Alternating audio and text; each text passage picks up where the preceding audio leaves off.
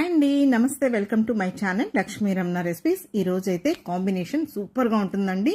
Plate చూడండి ఎంత కలర్ఫుల్గా ఉందో. ఈ రోజు అయితే కాంబినేషన్ ఫుడ్లో ట్రెడిషనల్ రెసిపీస్ అండి.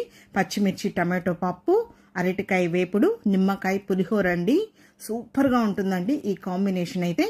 ఇంకా ఈ పప్పు వేసుకొని ఆ నిమ్మకాయ పులిహోరలో కొద్దిగా నెయ్యి వేసుకొని ఈ వేపుడుతో తింటే సూపర్గా ఉంటుంది. కాబట్టి ఎలా తయారు చేసుకోవాలో చూసేద్దాము. ముందుగా పప్పు కోసం ఒక కుక్కర్ తీసుకున్నానండి. ఒక మీడియం సైజ్ కప్పు కందిపప్పు తీసుకున్నాను.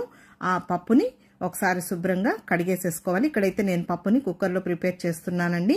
మనం తీసుకున్న కప్పుతో ఒక 3 కప్పులు నీళ్లు వేసుకోవాలండి. ఇప్పుడు ఒక 8 పచ్చిమిరపకాయల్ని తుంచి వేసేసుకొని, అలాగే ఒక పెద్ద ఉల్లిపాయలు సగం ఉల్లిపాయని చిన్న ముక్కలుగా కట్ చేసి వేసుకొని, 2 మీడియం సైజులో ఉన్న టమాటోని ముక్కలుగా కట్ చేసి వేసేసుకొని, కొద్దిగా పచ్చికరివేపాకు, అలాగే ఒక 1/2 టీ స్పూన్ పసుపు పొడి వేసేసుకోవాలండి. ఉడికించేటప్పుడు మనం ఉల్లిపాయ అలాగే పచ్చి కరివేపాకు వేసుకొని ఉడికించి పచ్చిమిరపకాయలను కూడా తుంచి వేసామంటే ఆ ఫ్లేవర్ అనేది చాలా బాగుంటుందండి. ఇప్పుడు కుక్కర్కి మూత పెట్టేసేసుకొని మీడియం ఫ్లేమ్లో ఒక 3 విజిల్స్ వచ్చే వరకు పప్పుని ఉడికించుకోవాలండి. ఇప్పుడు పప్పుని తీసి ఇంకొక పొయ్యి పైన పెట్టానండి. ఇంకా ఈరోజు నేను వేపుడైతే అరటికాయ వేపుడు చేస్తున్నానండి. ఒక 2 అరటికాయలు తీసుకున్నానండి. పొంత అరటికాయలు అంటాం కదా, అవి. వాటికి పైన ఫుల్గా చెక్కు తీయకూడదండి.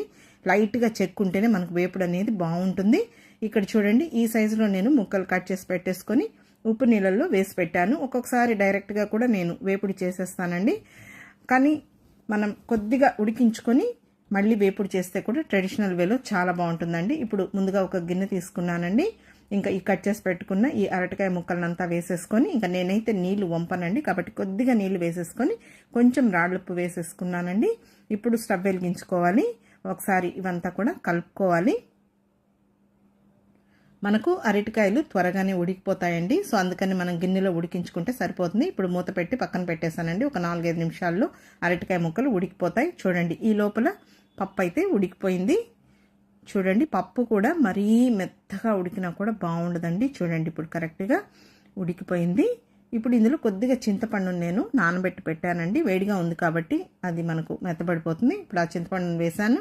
అలాగే రుచికి సరిపడా రాళ్ళుప్పు వేసానండి. ఇంకా మనం నిమ్మకాయ పులిహోరలకు కాబట్టి కొద్దిగా ఉప్పు అనేది తగ్గించుకొని చేసుకోవాలి. ఇప్పుడు పప్పు గుత్తి తీసేసుకొని ఆ పచ్చిమిరపకాయలు, అక్కడక్కడ ఆ టమాటో ముక్కల్ని మనం మ్యాష్ చేసుకోవాలండి. పప్పు అనేది మరీ మెత్తగా మెదిపినా కూడా టేస్ట్ బాగుండదు. చూడండి, ఈ విధంగా మనం పప్పుని మెదిపేసుకోవాలి.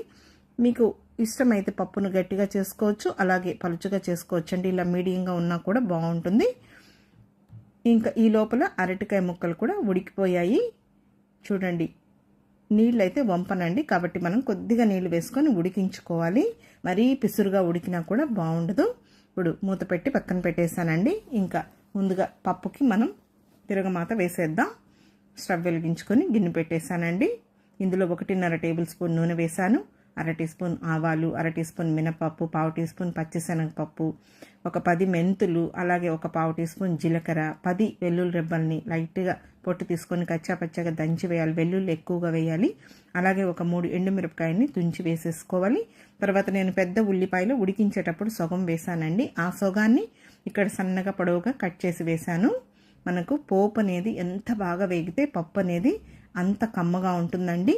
చూడండి, ఇట్లా మీడియం ఫ్లేమ్కి హై ఫ్లేమ్కి అడ్జస్ట్ చేసుకుంటూ ఈ పోపుని మనం బాగా ఫ్రై చేసుకోవాలి. పోపు మనకు ఎంత బాగా వేగితే పప్పు అనేది అంత కమ్మగా ఉంటుందండి. మనం మాడిపోయింది అనుకుంటాం, కానీ ఇలా ఉంటేనే పప్పు అనేది టేస్టీగా ఉంటుంది.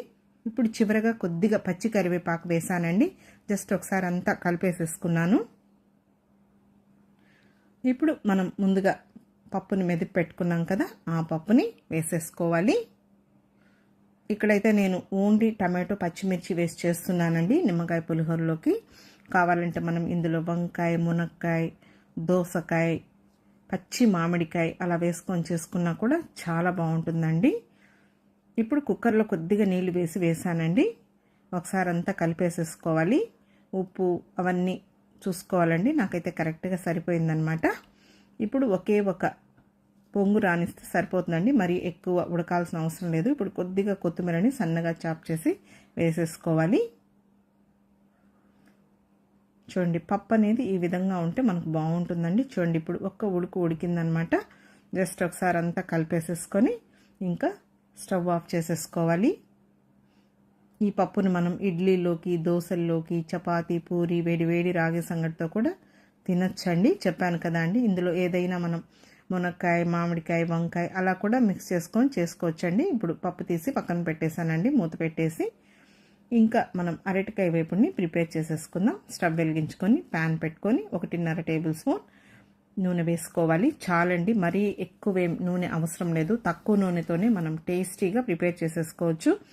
ఇప్పుడు ఇందులో 1/2 టీ స్పూన్ ఆవాలు, 1 టీ స్పూన్ మినపప్పు, 1 టీ స్పూన్ పచ్చిశనగపప్పు, 1/2 టీ స్పూన్ జీలకర్ర వేసుకోవాలండి. కొంచెం మినపప్పు, పచ్చిశనగపప్పు వేపుడులో కొద్దిగా ఎక్కువగా వేసుకుంటే బాగుంటుంది. ఇప్పుడు ఒక 3 ఎండుమిరపకాయల్ని తుంచి వేసేసుకోవాలి. అలాగే ఒక మీడియం సైజులో ఉన్న ఉల్లిపాయని చిన్న ముక్కలుగా కట్ చేసి వేసేసుకోవాలి. ఇంకా ఈ ఉల్లిపాయ ముక్కల్ని హై ఫ్లేమ్కి, మీడియం ఫ్లేమ్కి అడ్జస్ట్ చేసుకుంటూ ఒక 2 నిమిషాలు ఫ్రై చేసేసుకోవాలి. ఈరోజు నేను నిమ్మకాయ పులిహోరలోకి అరటికాయ వేపుడు చేశాను కదా అండి. మీకు కావాలంటే ఆలు ఫ్రైని కూడా ప్రిపేర్ చేసేసుకోవచ్చు. ఇప్పుడు కొద్దిగా పచ్చికరివేపాకు వేసానండి చివరగా. చూడండి, ఇప్పుడు ఉల్లిపాయ ముక్కలు ఇవన్నీ వేగిపోయాయి. ముందుగా ఉడికించి పెట్టుకున్న ఈ అరటికాయ ముక్కలు వేసేసుకోవాలి. కొద్దిగా నీళ్ళున్నా కూడా వేసేసుకోండి వంపకుండా. ఇప్పుడు ఇందులో ఒక 1/2 టీ స్పూన్ పసుపు పొడి వేసుకోవాలి. ఇప్పుడు మీడియం ఫ్లేమ్లో ఒక 2 నిమిషాలు ఇలా కలుపుకుంటూ ఈ అరటికాయ ముక్కల్ని ఫ్రై చేసుకోవాలి. మరీ ఎక్కువ ఓవర్గా ఏమీ ఫ్రై చేయాల్సిన అవసరం లేదండి. చాలా బాగుంటుందండి. నిమ్మకాయ పులిహోరలోకి మనం ఈ విధంగా అరటికాయ వేపుడు చేసుకుంటే సూపర్ టేస్టీగా ఉంటుంది. మధ్య మధ్యలో ఇలా కలుపుకోవాలి. చూడండి, అరటికాయ ముక్కలు వేగిపోయాయి. ఈ విధంగా వేగితే సరిపోతుందండి. ఒక్కొక్కసారి మనం పోపులో కూడా ఉల్లిపాయ ముక్కలు అవన్నీ ఫ్రై చేస్తాం కదా, అప్పుడు కూడా అరటికాయ ముక్కలు వేసి అలా కూడా చేసేసుకోవచ్చండి. కొద్దిగా నీళ్లు చల్లి మూత పెట్టామంటే ఉడికిపోతుంది. ఇప్పుడు ఇందులో మెయిన్ వెల్లుల్లి రెబ్బలండి. ఒక 8 వెల్లుల్లి రెబ్బల్ని లైట్గా పొట్టు తీసుకొని కచ్చాపచ్చగా దంచి వేసి, వెల్లుల్లి వేసిన తర్వాత 1 నిమిషం వేగనివ్వాలి. చూడండి, ఇప్పుడు మనకు అరటికాయ ముక్కలు వేగిపోయాయి. ఇప్పుడు ఇందులో కారం పొడి అండి, 1 టీ స్పూన్ కారం పొడి, మీరు తినే కారం బట్టి వేసుకోండి. అలాగే 1/4 టీ స్పూన్ ధనియాల పొడి, అలాగే కచ్చాపచ్చగా దంచుకున్న పుట్నాల పొడి అండి 1 టేబుల్ స్పూన్ వేసుకోవాలి.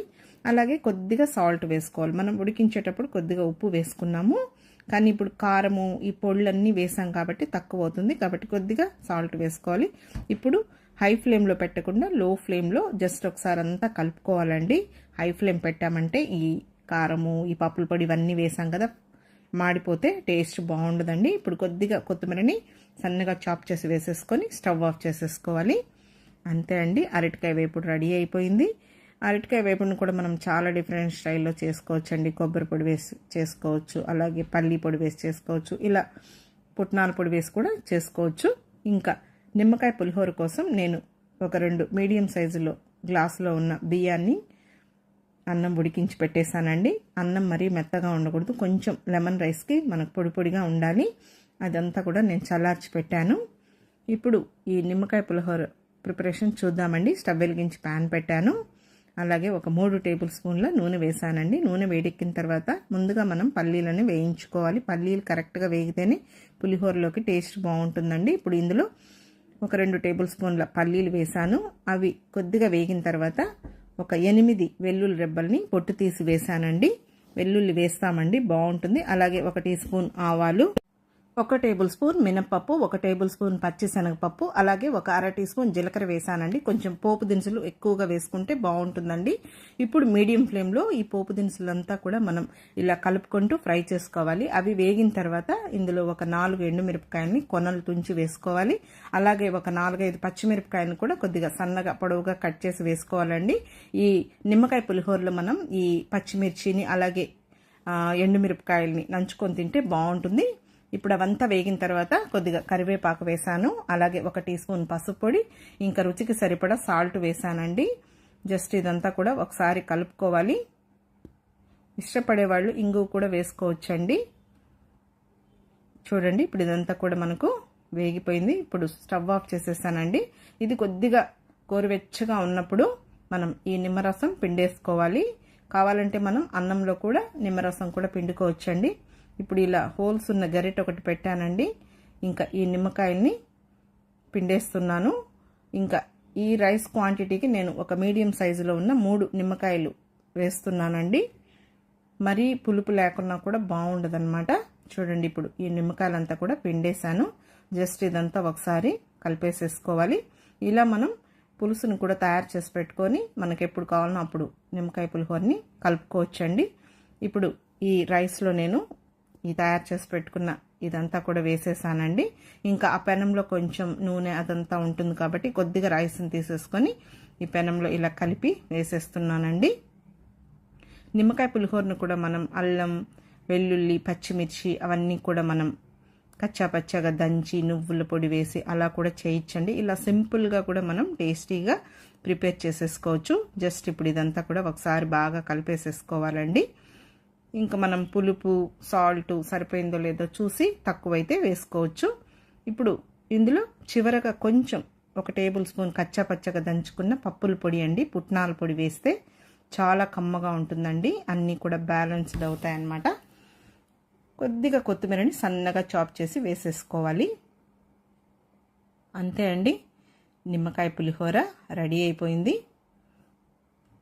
మీలో ఎంతమందికి ఈ నిమ్మకాయ పులిహోర ఇష్టమో కామెంట్ సెక్షన్లో తెలపండి. ఒకసారి తప్పకుండా మీరు ఈ కాంబినేషన్ని ట్రై చేయండి. ఏదైనా మనం ఫెస్టివల్స్ అలా వచ్చినప్పుడు ఈ విధంగా మనం చేసుకోవచ్చండి. ఇప్పుడు మనం డిష్ అవుట్ చేసేసుకుందాం. ముందుగా ఒక ప్లేట్ పెట్టేశానండి. పప్పు కోసం 1 కప్పు పెట్టాను.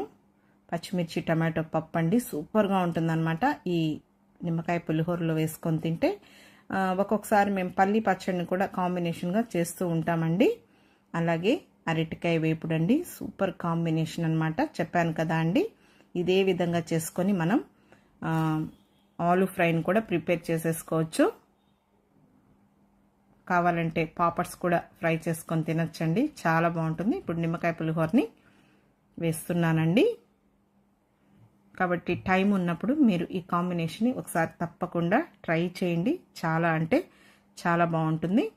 ఎవరైనా మన ఇంటికి చుట్టాలు వచ్చినప్పుడు కూడా మనం ఈ కాంబినేషన్ ప్రిపేర్ చేయొచ్చు. కాబట్టి చూసారు కదా అండి, పచ్చిమిర్చి టమాటో పప్పు, అరటికాయ వేపుడు, నిమ్మకాయ పులిహోర. కొద్దిగా నెయ్యి వేసుకొని తినండి, సూపర్గా ఉంటుంది. నేను చాలా రకాల కాంబినేషన్ ఫుడ్స్ని వీడియోస్ పోస్ట్ చేశాను. ఇది కూడా నచ్చితే లైక్ చేయండి, షేర్ చేయండి. ఇంకొక మంచి వీడియోతో మళ్ళీ కలుద్దాం. నమస్తే అండి.